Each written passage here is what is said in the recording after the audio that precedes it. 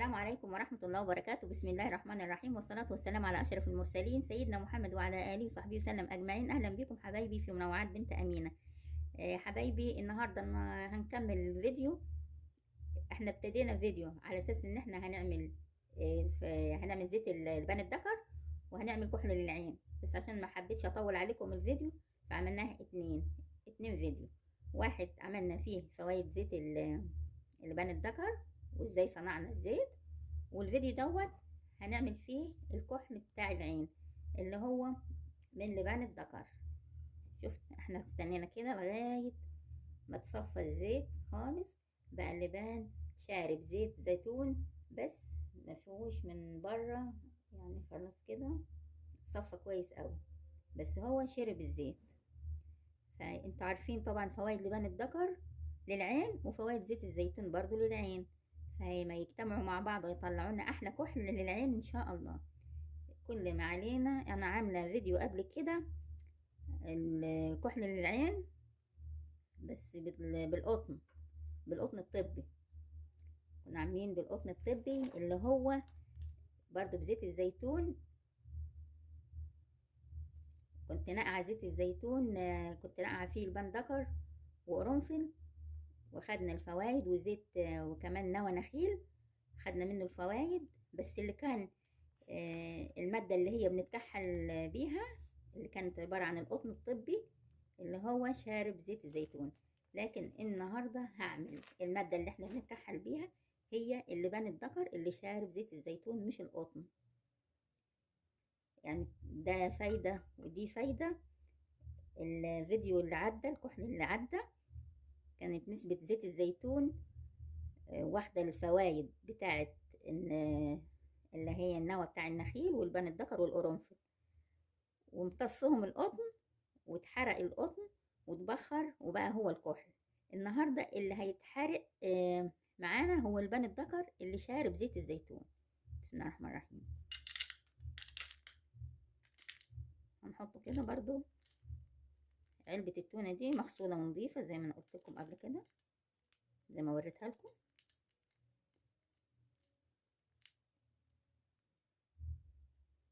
بسم الله الرحمن الرحيم. كده هنزل بالكمية كلها.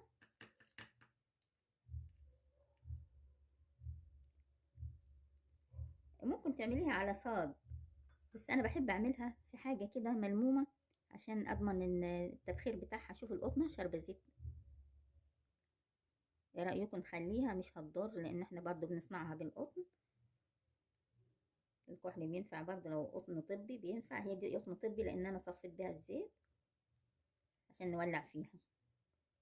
تعمل لنا الشعلة بعد كده تمسك في اللبان كله ويطلع لنا احلى كحل ان شاء الله. وهنولع فيها بالكبريت كده هيتحرق كل اللبان دوت، وهنكون حاطين حجر الناحية دي وحجر الناحية دي، وهنولع بالكبريت وهنكفي الطبق زي ما انا شرحت لكم في الفيديو بتاع الكحل اللي قبل كده.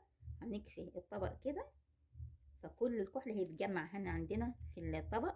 بعد كده هنجمعه وننزله في الازازة اللي احنا هنحتفظ بيها للكحل.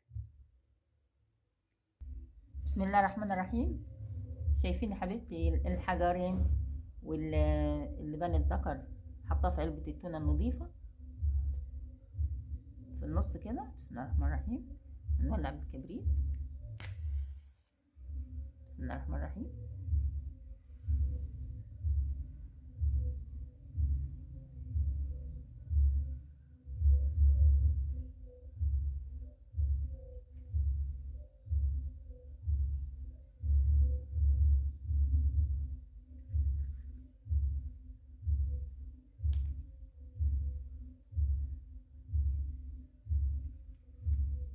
كده خلاص النار مسكت.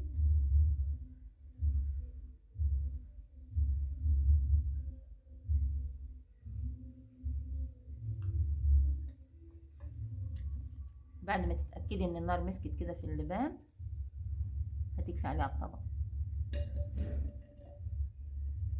كده. الكحل هيتجمع كله في الطبق من جوه وبعد كده هنجمعه. شايفين الكحل ازاي؟ بسم الله ما شاء الله.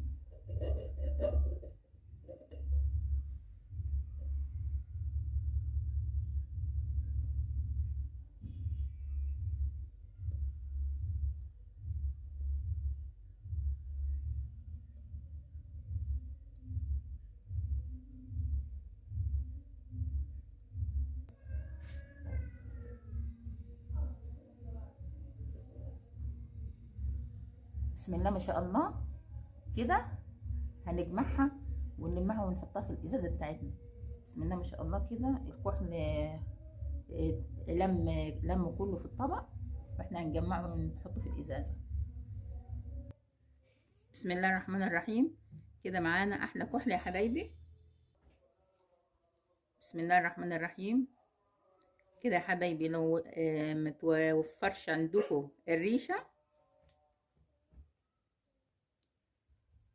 ممكن يا حبيبتي تستخدمي ورقه من الكراسه تطبقيها تنزلي بيها الكحل، بس ما تستخدميش المناديل الورقيه اللي هي المناديل كلينكس ديت، ما تستخدميهاش علشان هي طريه فالكحل هيلزق فيها مش هتستفيدي بيه. لكن الورقه بتاعت الكراسه ممكن تجمع لك الكحل من غير ما تلزق فيه. هنا بالريشه كده بننزل كل الكحل.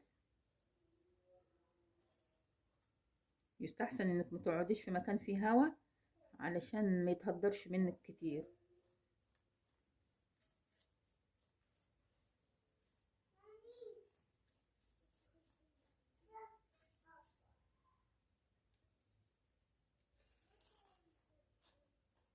اي معلومة عن الكحل يا حبيبتي انا عاملاها في الفيديو اللي قبل كده، قايله فيه كل المعلومات عن الكحل لو تحبي ترجعي له. وعامله طريقه المرود وعامله المكحله في الفيديو اللي قبل كده. كل ما يخص الكحل عن العين هتلاقيه في الفيديو اللي انا عاملاه قبل ده.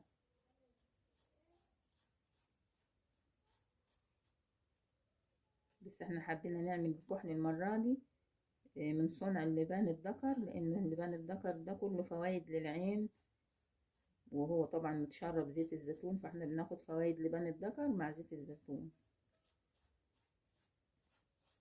كحل يعني رائع رائع رائع، بيبقى كده حنين في العين، يعني تحطيه وانت مطمئنة مش هيسبب لك اي التهابات ولا اي حاجة هتضايقك خالص.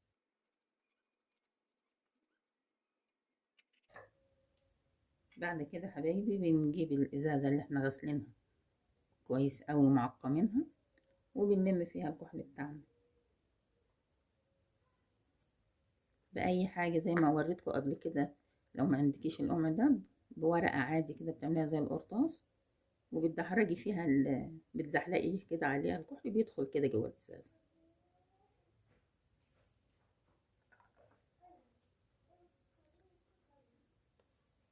ممكن نستخدم ريشة تانية صغيرة عندي،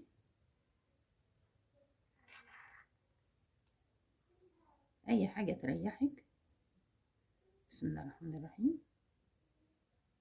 وننزل بيها الكحل بتاعنا كده.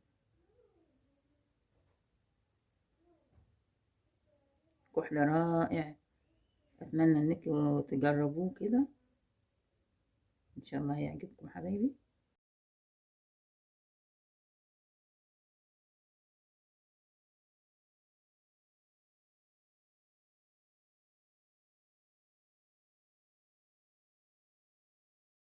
بعد كده بنقفل عليها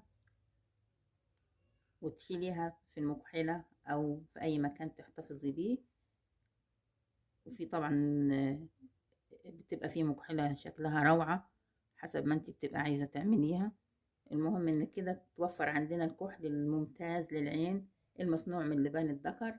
حبيبتي لو عجبتك الوصفة ما تنسينيش في اللايك والشير والسبسكرايب وتفعيل زر الجرس. واستودعكم الله الذي لا تضيع ودائعه، والسلام عليكم ورحمة الله وبركاته.